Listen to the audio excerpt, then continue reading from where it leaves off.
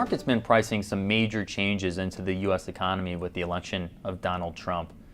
And there's some expectations that you're going to see massive fiscal stimulus in the form of tax cuts for both individuals and corporations.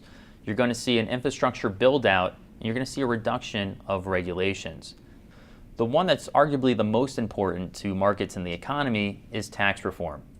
But tax reform is different from just a tax cut because you have a lot of vested interests involved. There's going to be lobbying by powerful corporations that want to keep their preferential tax treatment, and they keep their loopholes open. So this is going to slow down the process overall.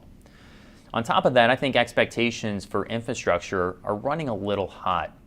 Infrastructure is going to take a back seat to the repeal of Obamacare and these tax reforms, and you're probably not going to see them come to market until the later half of next year. One other area where you could see delays are regulations. Regulations are harder actually to unwind than to put into place, and that's really going to be a 2018 and later story as well. So because of these delays on taxes, regulations, and infrastructure, that's going to push growth out a couple quarters, and the market expectations right now might be running a little ahead of what the political realities are for this fiscal expansion. Trade wars don't benefit anybody. As soon as you enact legislation to put your domestic industries on an unfair playing ground, foreign competitors are going to retaliate against you. It sounds counterintuitive, but nobody wins in a trade war. So one trade policy that you could see out of the Trump camp is a border adjustment tax. It's similar to a value-added tax or a consumption tax that you see in other countries. This would tax all imports. It would also put a tax on goods consumed in the U.S.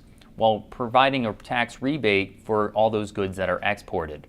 This is a way that Trump could console his constituents and also put the U.S. on equal footing versus the rest of the world.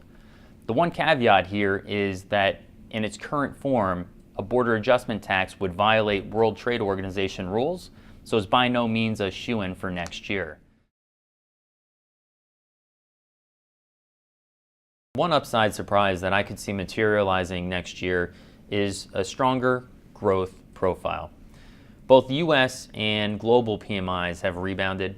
You're seeing an increase in business, investor, and consumer confidence. You're seeing the employment situation strengthen. And you also have the City Surprise Index hitting a positive 23 reading earlier this week. And the City Surprise Index is a really good indicator for short-term moves in the market. One thing that's not in the equation this year that we've had since 2009 is global deflation. If you look at the PPIs for both China and Europe, they've rebounded significantly from the lows we saw earlier this year, possibly signaling a bigger bottom than many people were calling. There's an old adage out there that bull markets don't die of old age. And that same concept could apply to economic expansions. Economic expansions don't stop moving forward just because you've had a long stretch of growth.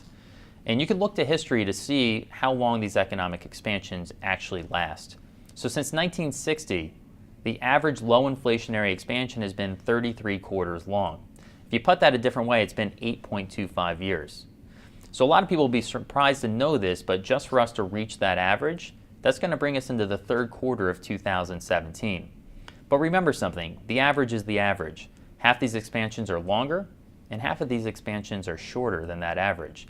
And if you think about how much accommodation we've seen from a monetary and soon-to-be fiscal perspective, I'd make it the point that we're probably going to make it past that average. So history's certainly on our side. But we also look at recession risk indicators at ClearBridge to help us get a clearer picture of what's going on. We have 11 of them in total. And right now, 10 out of 11 of those indicators are flashing no recession. So it tells us that the probabilities are fairly low over the next 12 months of a recession ensuing.